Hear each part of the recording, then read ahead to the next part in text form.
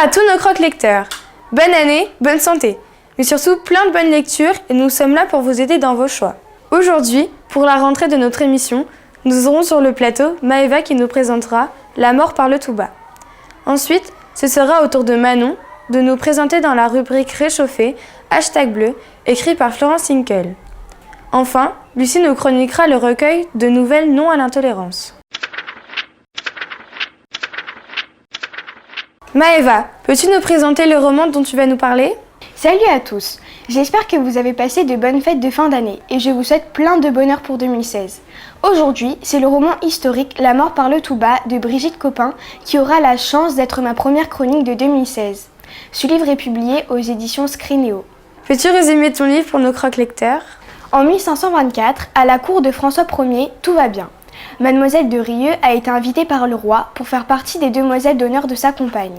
Mais un jour, un terrible poison fait des ravages à la cour, pourtant paisible, du roi. Les victimes de la cour, souvent proches du roi, ont toute une étrange tache noire sur le cou. En Bretagne, Antoine de Rieux, le frère d'une des demoiselles d'honneur de la reine, fait la rencontre de Jeanne de Langalec, rentrant du Brésil. De retour dans sa demeure, elle apprend que son père, le seigneur de Langalec, a été tué. Il avait également une tache noire sur son cou. Antoine de Rieux doit se rendre à la cour de François Ier pour venir en aide à sa sœur, soupçonnée de meurtre. Étant tombé sous le charme de la belle Jeanne, il décide de l'emmener avec lui pour la protéger, car cette dernière est mal vue des habitants de son village depuis son retour de son long voyage au Brésil. Suite au meurtre, le roi décide de ne laisser sortir personne du château. Jeanne doit se faire passer pour une cousine des Rieux, qui sont appréciées de François Ier. Elle est démasquée et après un interrogatoire du chef de police, elle doit raconter son voyage au Brésil, au roi et à la reine. Ceux-ci, restant émerveillés, défendent Jeanne en la faisant devenir leur invitée. Jeanne veut démasquer le meurtrier et pense que ce n'est qu'autre que Hervé de Coët-Mélène, proche du roi, qui est son unique amour avec qui elle est partie au Brésil. Qui est le meurtrier ? Est-ce réellement le capitaine de Coët-Mélène ? Pourquoi les meurtres touchent-ils les proches du roi ? Quelle est cette étrange tache noirâtre ? Et quel est ton avis sur ce roman ? J'ai bien aimé le roman historique La mort parle tout bas de Brigitte Copin, qui est en réalité la suite du livre Les yeux du jaguar. Mais il n'est pas nécessaire d'avoir lu le premier pour comprendre le deuxième, même s'il y est fait référence. Tout d'abord, Brigitte Copin réussit à mélanger habilement une enquête policière au genre historique. En effet, la cour du roi François Ier est parfaitement décrite avec les courtisans et tous ceux qui gravitent autour du roi, et ils sont nombreux. À cela, l'auteur ajoute une enquête très réussie où Jeanne joue le rôle de l'enquêtrice, qui tue ces personnes et surtout comment. Le suspense et les rebondissements sont très bien amenés et la découverte du tueur ainsi que ses motivations vous prendront très certainement par surprise. Ensuite, ce qui fait la réussite de ce roman, c'est le personnage de Jeanne, une héroïne au fort caractère. Premièrement, celle-ci ne recule devant rien. En effet, quand elle est dans la salle pour découvrir un indice, elle a entendu qu'il y avait quelqu'un. En espionnant cette personne, elle comprend rapidement qu'il s'agit en fait du tueur. Elle ne s'est pas enfuie pour ne pas avoir affaire à lui. Ensuite, elle m'a paru très sensible. Effectivement, quand le roi lui apprend que Hervé est toujours vivant, alors qu'elle n'avait plus de nouvelles de lui, elle est très touchée et émue par cette information. Enfin, elle fait preuve d'une grande fidélité. En effet, elle reste amoureuse du même homme malgré la distance et refuse les avances d'Antoine de Rieux alors qu'elle pense elle-même que Hervé de Coët-Mélène, de qui elle est folle amoureuse, est mort. Pour conclure, le roman La mort parle tout bas m'a particulièrement plu. Il réussit à mélanger le genre historique à une enquête bien menée et propose un personnage, Jeanne de Langalec, qui est à la fois sensible, fidèle et qui ne recule devant rien. Un très bon roman à découvrir d'urgence. Il me semble, Manon, que tu vas nous chroniquer un roman de Florence Hinkel. Bonjour chers croque-lecteurs, aujourd'hui je vais vous présenter un roman que j'affectionne tout particulièrement. Il s'agit de #bleu de Florence Hinkel, une auteure que nous apprécions pour son implication dans la saga U4, auteure de Yanis ou encore de Théa pour l'éternité, un livre qui a reçu beaucoup de prix. Quelle est l'histoire de ce roman ? Silas est en couple avec la belle Astrid. Cette jeune adolescente à la chevelure rose. Tous les deux filent le parfait amour jusqu'au jour où, alors qu'ils ne prenaient qu'un café avec un couple d'amis, Marion et Benjamin, Astrid décide d'aller aux toilettes. Quelques secondes après, des grincements de pneus puis des cris. Le bruit d'un choc. Silas se retourne. et voit une chevelure rousse étalée au sol, mais aussi d'autres corps, et Benjamin, sa jambe pleine de sang. Il s'évanouit alors. En se réveillant, il se rend compte qu'il est dans un hôpital. Ses parents et l'infirmière rentrent dans sa chambre, et directement, il pose une question. Où est Astrid? L'infirmière lui raconte que 4 personnes ont été touchées dans l'accident. Le jeune homme à ses côtés, Benjamin, qui a perdu sa jambe, ne lui laissant le temps de continuer son récit, en hurlant et en menaçant de tout casser, il lui demande où est Astrid. Paniquée, elle appelle directement les agents de la CEDE. Il s'agit de la cellule d'éradication de la douleur, c'est-à-dire qu'elle peut effacer la douleur liée à un choc émotionnel. Elle démunit de tout sentiment ces personnes, laissant juste une trace sur le poignet, un point bleu. Il est alors directement transporté au laboratoire. En se réveillant, il se retrouve aux côtés de 3 personnes. Il y a Benjamin, puis 2 autres personnes avec qui, après quelques heures de discussion, ils finissent par faire connaissance, Paloma et Xavier.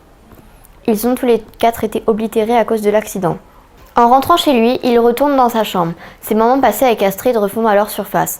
Le lendemain, sa mère lui demande d'aller présenter ses condoléances à sa famille. Il se rend compte alors qu'il trouve ça ennuyant, tout comme il n'a aucune envie d'aller à son enterrement. Comment as-tu trouvé le livre #bleu? J'ai lu avec passion tout au long de l'histoire le livre #bleu de Florence Hinkel. Tout d'abord, j'ai trouvé l'illustration magnifique. Le visage d'Astrid, avec une main transparente dessus, nous disait dès le départ de la perte de cette personne. Les points bleus sur le poignet nous mettent dans le contexte de la douleur éradiquée. Ensuite, j'ai adoré le genre science-fiction de ce roman. En effet, Scylla vit dans une société futuriste où ils sont obligés de vivre heureux. Ils passent dans une machine, puis ils se retrouvent sans douleur morale. Des points bleus sur le poignet indiquent le nombre de fois où le personnage décide de faire disparaître la douleur. Cette société idyllique cache en réalité une certaine forme de dictature. De plus, la narration de ce livre m'a semblé très réussie. Elle est divisée en 3 parties, racontée par Scylla lors de la première, puis flashback, c'est Astrid qui devient narratrice. Puis nous retournons pour la 3e partie avec Scylla. J'ai particulièrement aimé les 2 personnages principaux. D'un côté, on découvre Scylla avec sa timidité, son intelligence. En effet, il rougit beaucoup, réussit à avoir des sentiments malgré son oblitération, et n'est pas aussi téméraire que sa copine. Et de l'autre, Astrid nous montre toute sa combativité, son caractère. Elle est très attachante. Elle a le courage de faire partie de l'association SOS, comme souvenir, et de ne pas s'être fait oblitérer. Elle est aussi franche et voit les dégâts causés par tous ces changements. C'est aussi un livre avec un aspect romantique. L'histoire de Silas et de Astrid est très belle et pleine d'amour. C'est un roman qui aborde le sujet d'être heureux à tout prix, un sujet d'actualité dans notre monde. Pour conclure, j'ai vraiment aimé le roman #bleu de Florence Hinkel, qui page après page nous montre que la douleur ou le deuil sont des sentiments qui restent importants. Ce n'est pas en les supprimant que nous vivrons heureux comme nous le démontre le couple Scylla et Astrid. De quel ouvrage vas-tu nous parler, Lucie? Bonjour tout le monde. Aujourd'hui, pour ma 2e chronique dans Croque Lecture, je vais vous parler du petit livre Non à l'intolérance, qui regroupe 6 nouvelles d'auteurs différents, Gérard Dotel, Bruno Doucet, Nimrod, Maria Poblete, Elsa Solal et Muriel Zac, sur les thèmes de l'injustice, du harcèlement et de la religion et de bien d'autres encore. C'est un petit livre édité chez Actes Sud Junior dans la collection Ceux qui ont dit non. Ces nouvelles ont été écrites dans la commune de Château-Arnoux, où les auteurs se sont réunis pour une résidence d'auteurs qui avait pour but de sensibiliser la population à la lutte contre l'intolérance. Peux-tu nous donner les histoires de ces 6 nouvelles? Dans les 6 nouvelles, Ellie et Amel vivent une histoire d'amour interdite par leur religion. Il y a Arkemi qui fuit son pays et ses craintes, et puis cette fille chilienne aussi, qui se bat aux côtés de sa mère pour protéger la forêt originale de son pays. Léo, lui, cherche sans comprendre les raisons de son harcèlement. Il y a aussi ce groupe de résistants en juin 43 et cet homme cancéreux, qui est Gérard Dotel, qui souffre devant notre pauvre monde en proie aux assassins. Ils sont tous différents avec un seul point commun, ce sont des victimes de l'intolérance. Mais encerclés par cette haine permanente, ils essaient de se battre. Chacun à sa manière, ils tentent de dire non. Les tourtereaux qui se retrouvent secrètement dans un train, Arkemi qui cherche du travail pour s'en sortir, la fille chilienne qui perd sa mère mais continue à lutter, ce jeune adolescent qui s'invente un personnage fictif plus fort, les membres du maquis qui refusent de se rendre en Allemagne pour le service du travail obligatoire, et ce journaliste atteint du cancer qui veut vivre et lutter pour ses amis défunts de Charlie Hebdo. Tels des héros du XXIe siècle, ils se battent pour un des principes fondamentaux de leur pays, la liberté d'être qui l'on veut. Chacun avec ce qu'il peut essaye de faire changer les choses face à une intolérance qui persiste. Pourront-ils s'en sortir face à la haine et le racisme installés depuis des siècles? Parviendront-ils à faire changer les choses? De quelle façon arriveront-ils à faire entendre leur voix pour mieux s'accepter? Pourront-ils dire non à l'intolérance? Comment as-tu trouvé ce recueil composé de 6 nouvelles? Le recueil de nouvelles Non à l'intolérance m'a beaucoup fait réfléchir. Il donne une belle leçon de courage pour mieux s'accepter entre nous. Tout d'abord, le genre tranche de vie m'a vraiment intéressée dans ce livre. On comprend dans la plupart des nouvelles que ces situations sont vécues tous les jours par des milliers de personnes. Par exemple, l'histoire de Amel et Ellie qui ne peuvent pas s'aimer car ils n'ont pas les mêmes croyances est assez courante de nos jours. Le lecteur ressent de nombreux sentiments dans chacune des nouvelles. On peut observer de la peur dans l'histoire de Arkemi, l'amour plus fort que tout dans celle de Amel et Ellie, mais aussi la crainte de mourir dans la dernière nouvelle. Les nouvelles relatent de faits d'actualité récents comme les attentats contre le journal Charlie Hebdo en janvier 2015 à Paris, évoqués par le journaliste Morand. Ensuite, les thèmes abordés comme l'intolérance, le racisme, la haine et la discrimination sont d'une justesse incroyable. La haine dans les collèges liée à la discrimination est souvent très présente, comme par exemple Léo que l'on humilie à longueur de journée. Le thème du racisme face aux immigrés arabes est aussi un fait d'actualité très problématique qui est parfaitement illustré dans l'histoire d'Arkémie. Le dernier thème que je voulais aborder est le courage. En effet, tous ces personnages se battent pour nous apprendre à mieux vivre ensemble. Enfin, les personnages de chaque nouvelle m'ont beaucoup plu. Ils essayent de se battre contre l'intolérance. La fille chilienne m'a beaucoup touchée. Elle se bat en effet pour lutter avec son pays contre les Espagnols et reste courageuse face à la mort de sa mère. Le journaliste Morand a lui une façon de penser très intéressante. Il compare par exemple les cellules cancéreuses de son corps aux terroristes de l'attaque Charlie Hebdo qui s'apprêtent à le détruire totalement. J'ai également eu de la peine pour Léo, ce jeune adolescent en proie aux moqueries. Il devient en effet plus fort en se créant un personnage fictif, plus fort nommé Angel, pour lutter contre ceux qui le martyrisent. Pour conclure, j'ai beaucoup aimé le livre de nouvelles Non à l'intolérance, écrit par 6 auteurs tous très intéressants, pour son genre tranche de vie, pour montrer que les faits relatés existent vraiment, pour ses thèmes vraiment très réalistes et ses personnages, des héros à leur échelle qui disent non à l'intolérance. Merci à tous nos chroniqueurs pour leur intervention. N'oubliez pas de nous suivre sur notre page Facebook et sur YouTube pour nous faire savoir comment vous avez trouvé ces romans. Je transmets la parole à ma chère collaboratrice qui essaiera de faire aussi bien que moi, mais ce n'est pas gagné. À plus!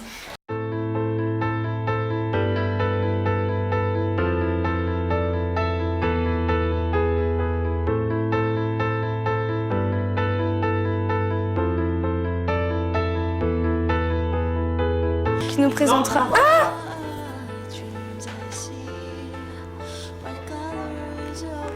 Il me semble... Merci à tous nos croquets... Ah merde, pardon. non, franchement, non mais tout à l'heure quand vous m'avez fait peur quand même, là je suis dans le pied quand j'ai fait ça.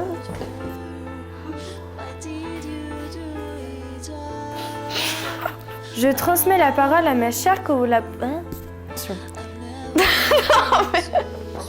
Je suis sous les mains de bois.